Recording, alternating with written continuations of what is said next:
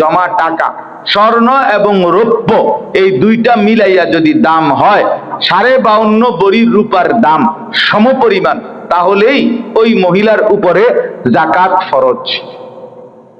যাকাত ফরজ। আর সেই যাকাত যদি আপনি আদায় না করেন, হাসরের ময়দানে জাহান্নামের আগুনে আপনাকে পুড়তে হবে।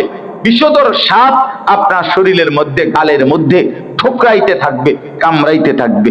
নাউজুবিল্লাহ। আমাদের পাকিস্তানের একজন বড় বুজুর্গ ছিলেন হযরত মাওলানা মুফতি রশিদ আহমদ লুধিয়ানবী রাহমাতুল্লাহ আলাইহি। অনেক বড় বুজুর্গ, আল্লাহওয়ালা, মুত্তাকি এবং যুগ শ্রেষ্ঠ মুফতি ছিলেন, আলেম ছিলেন হযরত। আমাদের ফেনী জামিয়া রশিদিয়া মাদ্রাসা এই উনার নামে, এই আমাদের ফেনী জামিয়া রশিদিয়া মাদ্রাসার যিনি হযরত মাওলানা মুফতি শহীদুল্লাহ দামাত বারাকাতুহুম, ওনার শায়েখ উনি, এই মুফতি রশিদ আহমদ লুধিয়ানবী রাহমাতুল্লাহ আলাইহি, পাকিস্তানের। তো হযরতে উনি ওনার বয়ানের মধ্যে বলছিলেন যে কোরআনুল কারীমের মধ্যে যত জায়গায় আল্লাহ তাআলা বলছেন নামাজের কথা, তত জায়গায় নামাজের সাথেই বলছেন কার কথা? যাকাতের কথা। সেটা তো আমরা সবাই জানি যে নামাজের কথা বলছেন, তার সাথে বলছেন কিসের কথা? যাকাতের কথা। তাহলে সে নামাজ আদায় করে, যাকাত প্রদান করে, যাকাত দেয়, এটাই হলো মুমিনের সিফাত, এটাই মুত্তাকির সিফাত, এটাই জান্নাতি বান্দার সিফাত। কিন্তু তিনি বলেন কোনো না কোনো কৌশলে, কারো না কারো শয়তানের প্ররোচনায় হোক, নফসের প্ররোচনায় হোক, কোনো না কোনো কৌশলে আমরা মুসলমানরা এই যাকাত এই শব্দটাকে নামাজের সাথে আল্লাহ উল্লেখ করতেন, এর আমরা আমাদের উচ্চারণের মধ্য থেকে এই যাকাতকে সরাইয়া দিয়া ওই জায়গার মধ্যে রোজা এটাকে আইনা আমরা ফিটিং করে দিই। অর্থাৎ আমরা কথার প্রসঙ্গে এখন সমাজের মধ্যে বলি যে লোকটা নামাজ রোজায় ভালো, লোকটা কিসে ভালো? নামাজ রোজা। এই লোকটা নামাজ রোজা করে, এই লোকটা নামাজ রোজায় কেমন জিজ্ঞাসা করে না, নামাজ রোজায় কেমন কথা তো ছিল এইটা না। নামাজের সাথে তো আল্লাহ তাআলা রোজা বলে নাই, নামাজের সাথে তো বলছেন কি? যাকাতের কথা। নামাজের সাথে তো আলোচনার বস্তু ছিল যাকাত। রোজা তো আলাদা বিধান আছে, কিন্তু আল্লাহ তাআলা তো নামাজের সাথে বলছেন যাকাতের কথা। তো উনি বলছেন বলা তো উচিত ছিল এই লোকটা নামাজ আদায় করে কেমন, যাকাত দেয় কিনা ঠিক মতো, এইটা না খবর নেওয়া দরকার। খবর নেওয়া দরকার। সে বিয়ে করে নাই বা করছে, এটা তো কোনো বিষয় না। বিষয় তো হইল সে নামাজ পড়ে যেমন গুরুত্বের সাথে, তো সে যাকাত আদায় করে কিনা গুরুত্বের সাথে, এটা তো খোঁজ নেওয়া উচিত। এই জন্য হযরত বলেন যে আমাদের এটা শুধরানো উচিত যে লোকটা নামাজ রোজায় ভালো, এইটা না, বরং নামাজের সাথে আলোচনার বস্তু হবে যাকাত। আমরা এটা আস্তে আস্তে ভুলাই দিই, এটা নিয়ে আলোচনাই নাই, এটার কোনো বিশ্লেষণই নাই, এটার কোনো বিশ্লেষণই নেই।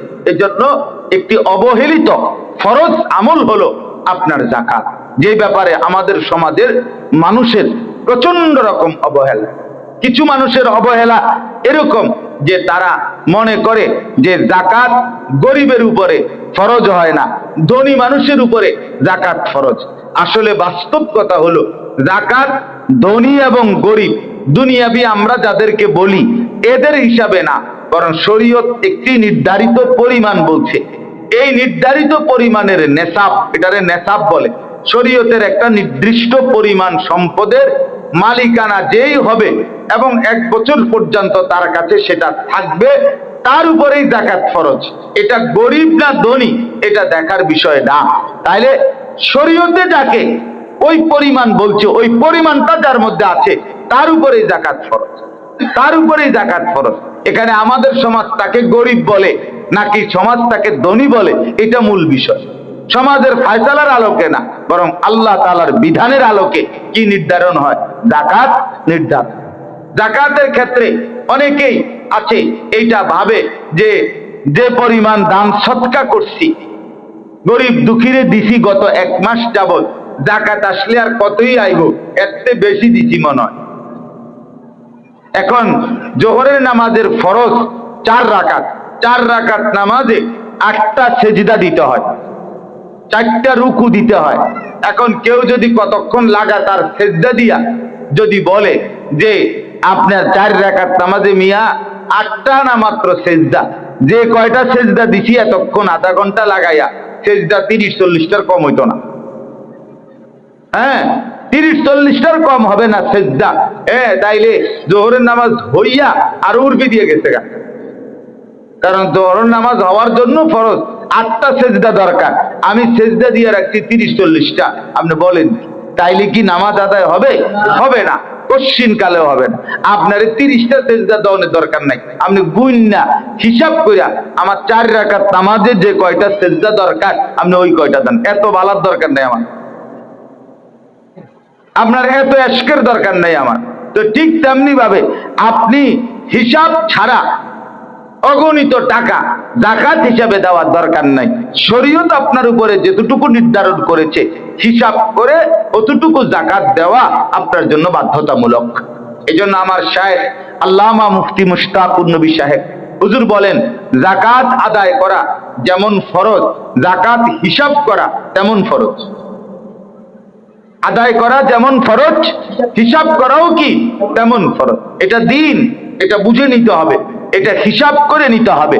এটা হিসাব করে আমার যাকাত কত আসলো এই হিসাবের যাকাত আদায় করা এটা আমার উপরে ফরজ দায়ী, এটা আমার উপরে ফরজ দেয়। নফল দান সদকা যেটা, এটার কোনো হিসাব নাই, যার যা তৌফিক হয় সে তা দান করবে। কিন্তু যাকাত যার উপরে ফরজ হয় ঠিক হিসাব করে যত টাকা যাকাত আসছে অত টাকাই তাকে যাকাত দিতে হবে। এখন মা বোনদের বিষয়টা আমি আরেকটু বুঝাইয়া বলি, মা বোনরা এবার আরেকটু বুঝে নেন। যেমন মনে করেন কোন মহিলার কাছে আপনার 1 ভরি স্বর্ণ আছে, এটা আজকে 1 বছর ধরে ওনার কাছে আছে। আচ্ছা, গত বছর মনে করেন রমজান মাস থেকে এই বছরের রমজান পর্যন্ত সাথে ওনার কাছে আরো 10,000 টাকা আছে। অর্থাৎ গত বছর এই টাকাটা ছিল ওনার কাছে 10,000 টাকা। কোথায় ছিল? আলমারিতে ছিল। স্ত্রীর আলমারির মাঝখানে একটা ড্রয়ার আছে, এই ড্রয়ারটার ভিতরে আর একটা ছোট্ট ড্রয়ার আছে, এই ছোট্ট ড্রয়ারটার ভিতরে আপনার এই 10,000 টাকা রাখেন। এগুলা নিজেও খায় না, কেউরেও দেয় না। অনেক মহিলাদের অজস্র টাকার মধ্যে গুনে ধরে রয়েছে, আপনার পুরান হইয়া এগুলা পড়ে আছে, বেটি নিজেও খাবে না, কাউরে দিব না। এগুলা আছে, এই একটা সান্ত্বনা নিয়া ঘুমায়, এই সান্ত্বনা নিয়ে ঘুম থেকে যান। এইটা একটা তাদের কাছে সান্ত্বনা আর কি, কিছু টাকা কি আছে জমা। তো আপনার এই এই 1 বছর ধরে এইভাবে টাকা জমা। অথবা মনে করেন ওনার কাছে স্বর্ণ আছে, আবার এরকম 10,000 টাকা উনি কারো কাছে হাওলাত দিছে, অথবা কারো কাছে আমানত রাখছে, অথবা কোন সমিতির মধ্যে দিছে, অথবা ব্যাংকের মধ্যে নিজের অ্যাকাউন্টে জমা করে রাখছে। এরকম যেভাবে হোক এই টাকাও 10,000 5,000 টাকা 1 বছর ধরে তার কাছে আছে জমা। আবার আছে কি স্বর্ণ আছে, 1 ভরি 1.5 ভরি 2 ভরি এরকম স্বর্ণ আছে।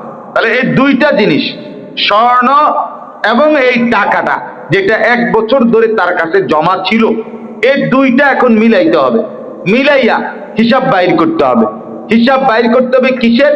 যে এই দুইটার দাম একসাথ করলে 52.5 ভরি রূপার দাম সমপরিমাণ হয় কিনা।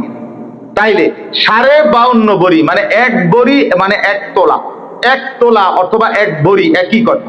এই 1 তোলা বা 1 ভরি রূপার সর্বোচ্চ দাম ঢাকাতে, একেবারে সর্বোচ্চ ঢাকাতে দাম হইল 2,000 থেকে 2,200 টাকা। আর আঞ্চলিক ভাবে আরো কম, 1,000 1,200 1,500 1,600 টাকা 1 ভরি স্বর্ণের দাম। আগে আরো কম ছিল। তো যদি 2,200 টাকা হয় তাহলে 5.5